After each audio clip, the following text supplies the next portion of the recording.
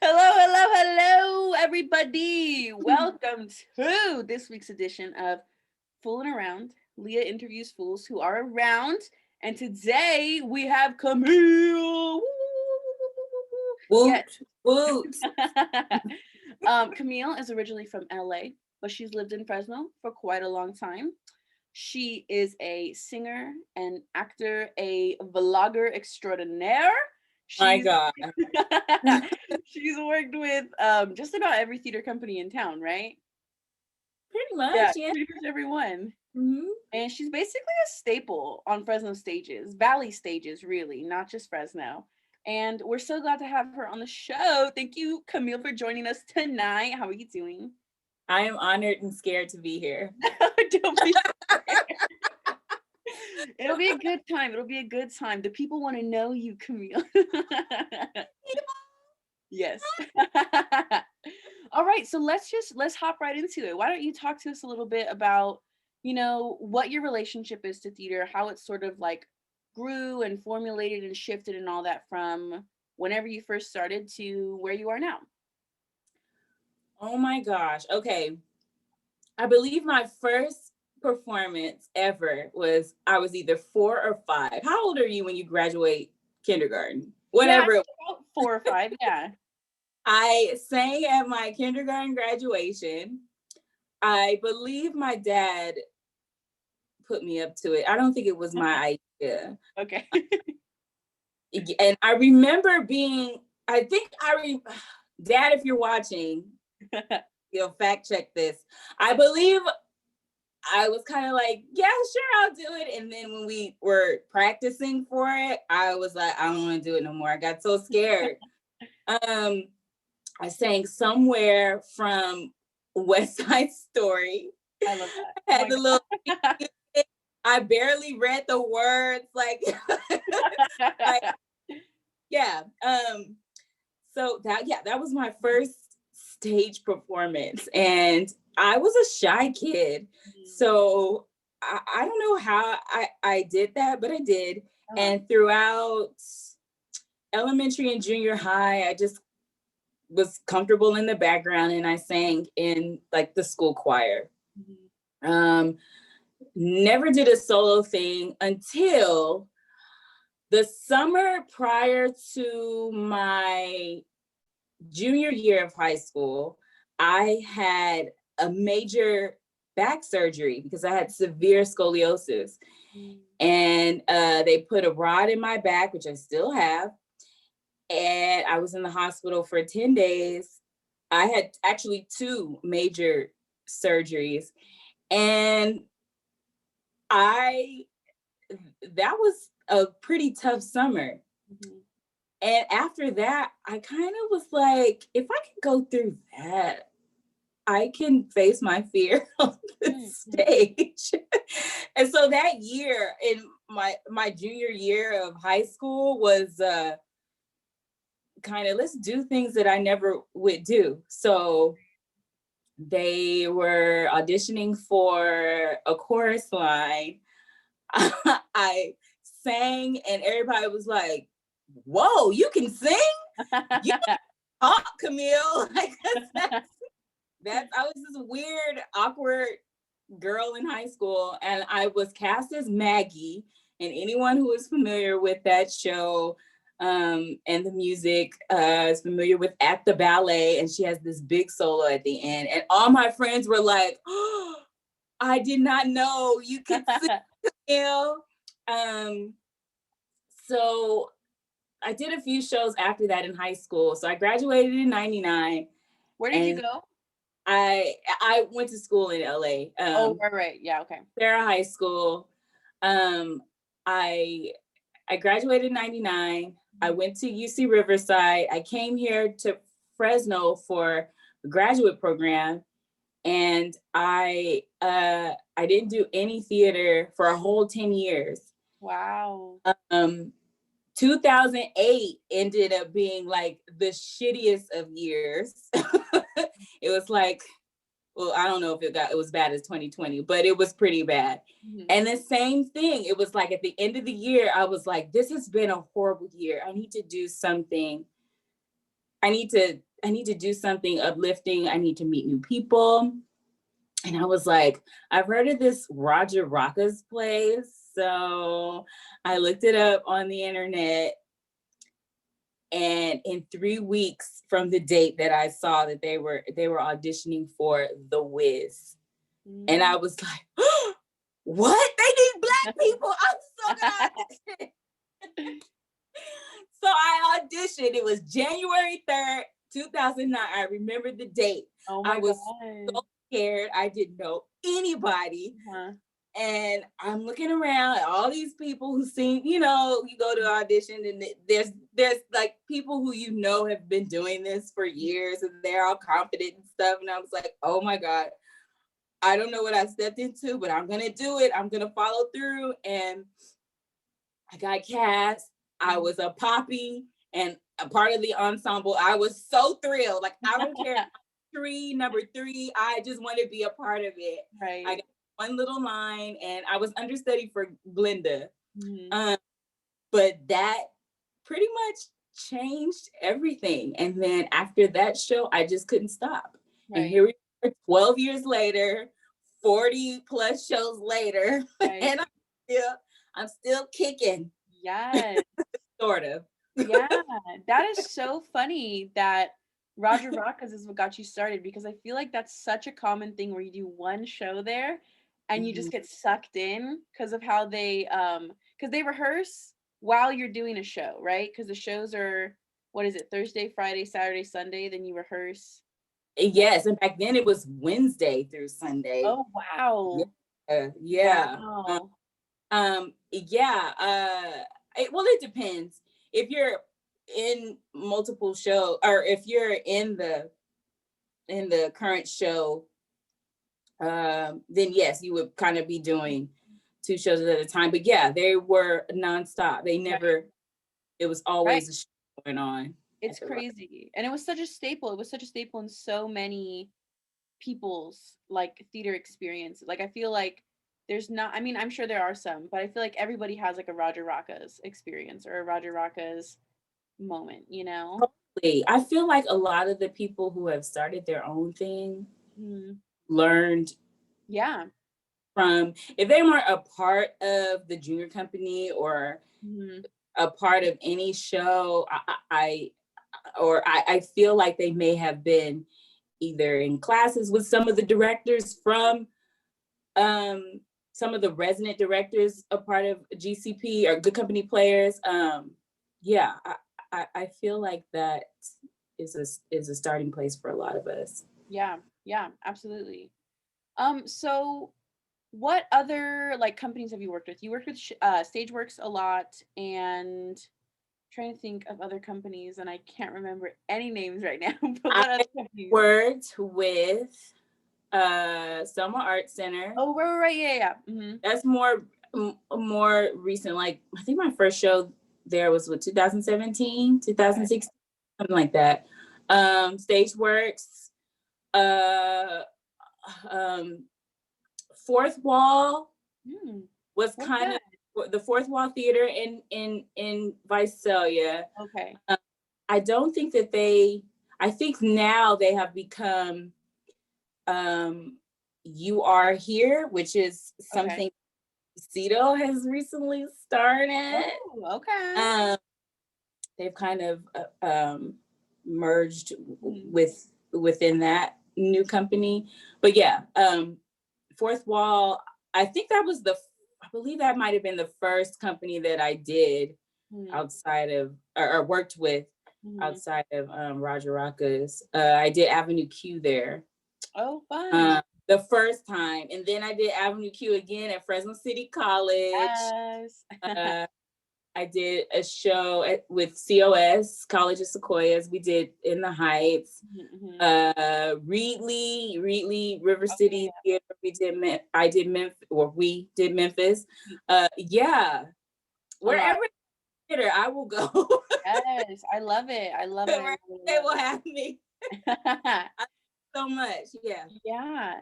Can you share some of your like favorite experiences like working on shows? there's so many. Okay. I let's see. I think it would have to be Sister Act. Oh my God, I loved you. My mom raved about you for weeks after we saw Sister Act, like literally. I love that show. Yeah. Oh my gosh. Yeah. That was the only show I've been in where none of the understudies went on. Really? We all had perfect attendance. Like That's crazy. that was such a tight group. We loved each other. We loved the show. Mm-hmm.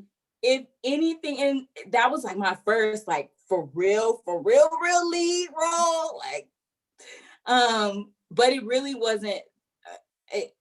I mean, that helped that I had fun in the show, but it was all the nuns, all like it was great. It was great. Everybody was there because they loved each other. They loved the story we were telling. Mm-hmm. I really hope that I get to play that again. That was so much fun. Maybe Roger Ruckus. What do you say? I hope I don't get too old before I can play that never. Again. No, see what they need to do is do a revival once theater opens back up again. Bring back the whole cast. Just do it again. See how long you guys can sell tickets for that and just keep going. I think that'd be fun. Yeah. Those are definitely one of the favorites. The Mountaintop. Oh yeah, with Stageworks, right? Yeah. That experience really stretched me as an actor. I really felt like an actor after that one, because that was a show that nobody knew about. And for anyone who's not familiar with the show, it's basically like a fictitious account of Martin Luther King's last night, or the night before he was assassinated. And he's in the Lorraine Motel, and a woman comes, a maid of the motel comes to his room, and they like have a conversation among many. And so like everybody is familiar with Martin Luther King and what he presents.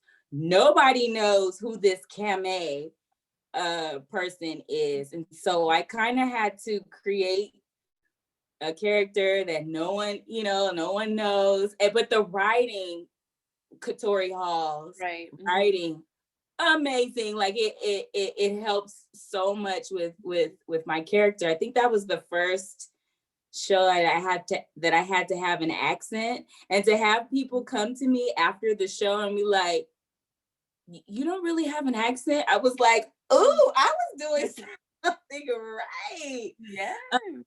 Yeah, that stretched me. It's a marathon of a show. It's a full 90 minutes of me and Martin Luther King, and like nobody exits. Right. I was so scared. But yeah, that was one of those. Yeah. I will never forget. Yeah. I wish I could have seen that. I heard a lot about that. I think I started working with Stageworks the season after that. And so I heard a lot of references back to that show. So I wish I had seen it. Or I wish are there pictures? I don't think I've seen pictures of it. There should be. There must be somewhere, right? There's definitely some on my page. Okay. I'll send Jay Daniel a little text. Be like, where are the pictures of the mountaintop? Thank you. Oh my goodness. So tell me about how you got involved with the Fools. You know what? Honestly, I don't know. Okay, but I know what I remember. Okay. For sure is I think my first involvement with the Fools was Drunk Shakespeare. Okay, yeah. When we did 12th Night, an abridged version of 12th Night with the Rogue Festival. Drunk. I don't know. Like I feel like I was involved in some events prior to that, but that's the one that sticks out Okay. to me. Yeah. Oh, what did Miguel say? Miguel said, "Weren't you in the Hamilton sing along?" Oh yeah, Oh, you were. oh, right. Was that before? Was Mm-hmm. that before it? Yeah. Oh, okay. Well, then there you go. There you Okay. go. See, I didn't know. It was that was such a good show though. I remember I went to I think it was like one of your guys' dress rehearsals. And I No, you were drunk that night. I was. God, It's so funny. the worst. There was one moment, I can't remember if it was when you were drunk at the rehearsal or at the show, but you like forgot your lines and you were like, I don't know. You guys know what I'm saying.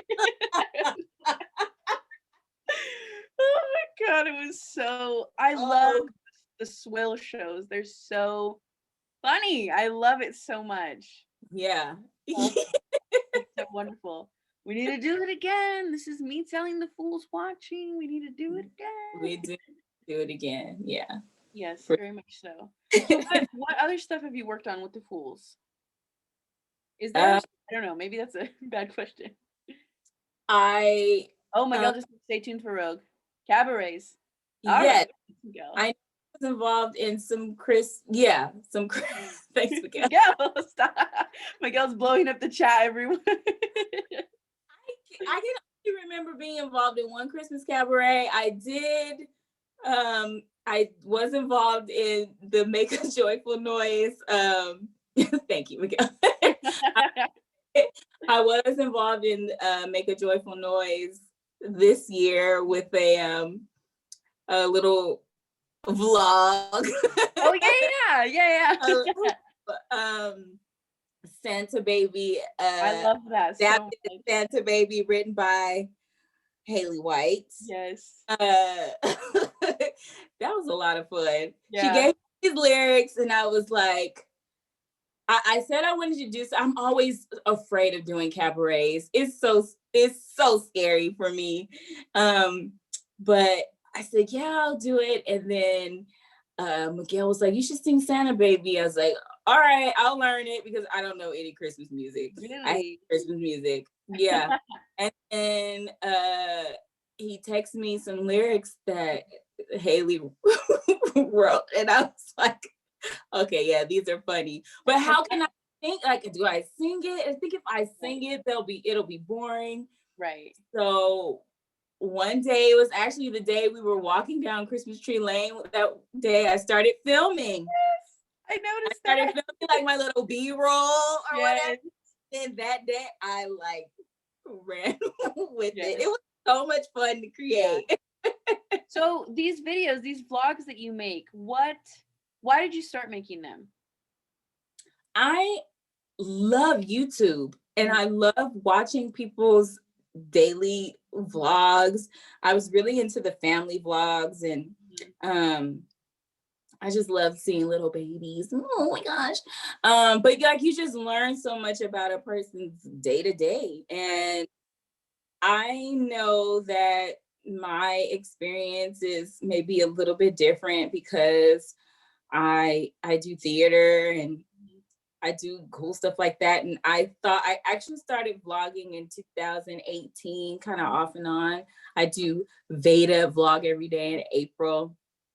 And I would do like half the month and then I get tired from it. But it's always fun to put that content on there and just people just kind of get a glimpse at your life. And I like seeing that kind of stuff. And even if I know my mom and dad are like my biggest fans. Like, even if it gets their attention, I'm happy. If my mom likes the video, I'm happy. But this year, since I was in quarantine for half of April, I had the time to video my life and edit it and stuff. And it was kind of like a way for me to perform since I didn't have theater anymore. So that's kind of what was your question? How did it start? That's kind of how it started, when it started a few years back. And what keeps me doing it is just, it's fun to put that content together, and it's fun to have people laugh at me, with me, and just the comments, or people relating to the things that I have to share. Like that part's fun. Yeah. No, it's so fun to just scroll through Facebook and see another video from you, and I'm like, what's Camille up to? Let me watch. I love Being it. a journey and Yes, yes. And I love that it's such like, it's not just for us, it's for you too. You know, like I really appreciate that, because I was going to ask you, like, one of my questions for you tonight is, how has COVID changed how you create art and how you want to do art, and just your relationship to theater and performing in general? And that's clearly one big way, right? Is that you've channeled a lot of your passions for performing into these videos. yeah. And yeah, because that's kind of what we have to do, since we're not able to be together on stage. I think it's I think it's great how people have used Zoom and streaming to keep theater alive. Mm-hmm. But I miss it, y'all. I do not like Zoom rehearsals. The only thing good about Zoom rehearsals is you can come to rehearsal with no pants on, or you can come with pajamas. Like that's Yes.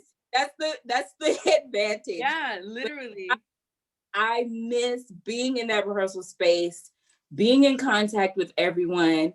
I think if it's changed my relationship with theater in any way, it has definitely allowed me to appreciate Mm-hmm. live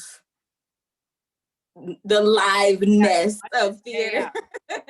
Absolutely. Yeah, I mean, and I know this is a temporary. COVID's it's gonna be over. I don't know if soon, but it's not gonna be a thing anymore. And we have to do what we have to do to adapt and keep performing. But I can't wait for the day for us to be on the stage again. Another way that I think it has changed, or another thing that I don't know if I've always known that art is activism, Mm-hmm. but I never said it out loud. Mm-hmm. I think I've always done one of the main reasons why I've done shows, especially shows that don't require me to be Black, is I have always, in the back of my mind, whenever I audition for a show, I've always thought, if I'm on stage, what are the little Black girls and little Black boys gonna think when they see me on stage? Mm-hmm. Is it gonna inspire them to do the same thing? Is it gonna make them think that they can do anything? What are the non-Black people gonna think when they see me on stage? Is it gonna change their perception of Black people? Is gonna minimize their stereotypes of people that look like me? So I've always done shows with that in mind. And when when George Floyd's murder happened and everybody got, fired up, that and when everybody's used their art to express their anger and sadness, that it really made me see that the only way not the only way, but one of the ways that we're going to change things is if we tell these stories. And if these stories are accessible to the brown people in our community, because theater isn't really, it's not accessible to them, to us. Right. And I think that's how COVID has changed my relationship with theater. Just that I've known that art is activism in the back of my mind, but it's right here now. It's right in the forefront. And that's very, very beautiful sentiment. And I really appreciate you sharing that with me and with those watching this show right now. I want to uplift I don't know if it's like a program or exactly what's happening. Miguel, if you have more information, type it up so I can say it. But Gina Sandy Diaz over at Fresno State, she has like artivism, artivism, where I think it's like Latinx focused. Miguel, correct me if I'm wrong, but like I know she has a discussion, a panel discussion coming up on February 3rd with some members of Teatro Campesino talking about how they've worked with United Farm Workers and theater to bring like radical activism to brown communities. So yeah, just exactly what you're saying, Camille. I think a lot of people are in a similar mindset as you are, especially because, you know, when political turmoil happens, what do we as artists do? We use the art, you know, and it's out there, folks. It's out there. There's never been a better time, I think, to use your art for political power. So if anybody's interested in that, I mean, you can hit me up. That's my thesis research. Or there's stuff to do in Fresno. So everyone. Yeah. And now is the time that we're not on stage, or most of us aren't. And I've also been seeing a lot of things, just a lot of light shed on the things that are lacking. And now is the time for theater companies to make those changes, to really be like, oh, okay, I didn't know that. Now is the time to do those changes, now that we are dark. Absolutely. Could not agree more. Miguel put in the chat, he said they're going to share the Artivism event on the Facebook page. So folks watching, go ahead and follow that along with that. But yes, Camille, I agree with you wholeheartedly. This has been a joyous, wondrous evening. I'm going to ask you the question that I ask every person who's been on the show. I'm so sorry, Heather Parrish, last week. I forgot to ask you. Don't worry. My mother read me the Riot Act for forgetting. So don't worry, Heather. It did not happen in vain. But Camille, if you could hang out with one artist, dead or alive, famous or not, any artistic discipline, who would it be and what would you do?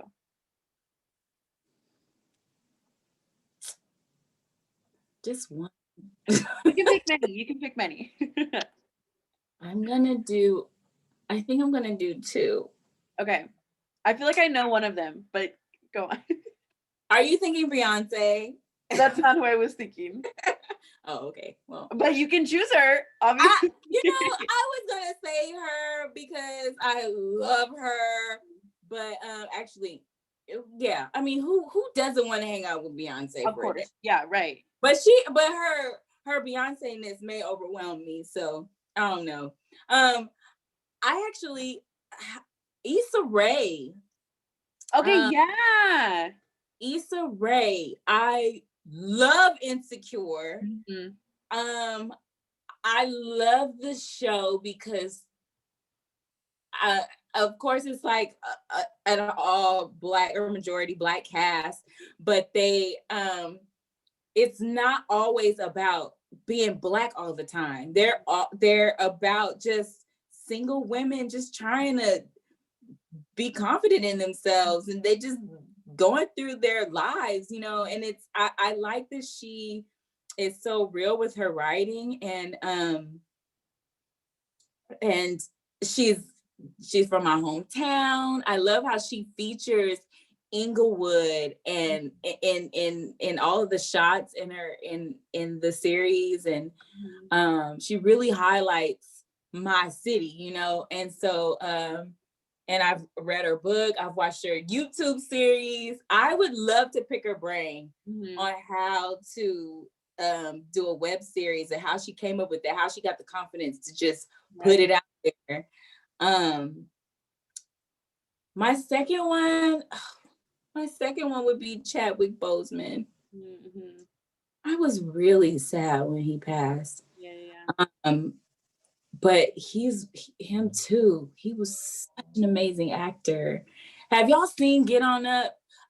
I mean, I could not believe how well he played James Brown. James Brown is so iconic, and he killed it. He absolutely killed it. That's when I fell in love with Chadwick Boseman. Before T'Challa, was my like, oh my God, he is so talented. I would just love to talk to him and pick his brain too. So he was phenomenal in Ma Rainey's Black Bottom. I haven't seen that yet. Camille, it's so good. There's a little documentary at the end too. Netflix has been doing that, where after you watch one of their shows, they have a documentary about how they made the show, and they interviewed like all of the people working on it. It's phenomenal. They have like a little it's not an in memoriam, but they have a moment where they talk about him basically. So it'd be really, it's really nice. I think I've been avoiding it because of him, but I know I need to see it. But it makes sense. Yeah. I thought you were gonna see Idris Elba.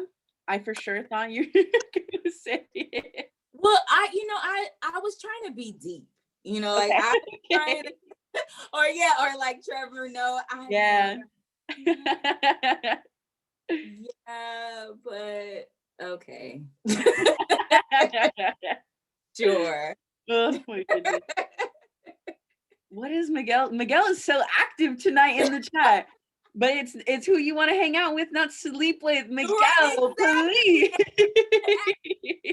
Hang out with you, because we would not be just hanging out. No. All righty. Well, on that note, it's been wonderful to chat with you, Camille. Thank you so much for being here tonight. I don't know who's on next week, everyone. You will find out when I find out. So I hope everyone has a wonderful night. Goodbye. Bye. Oh my God, that was so funny.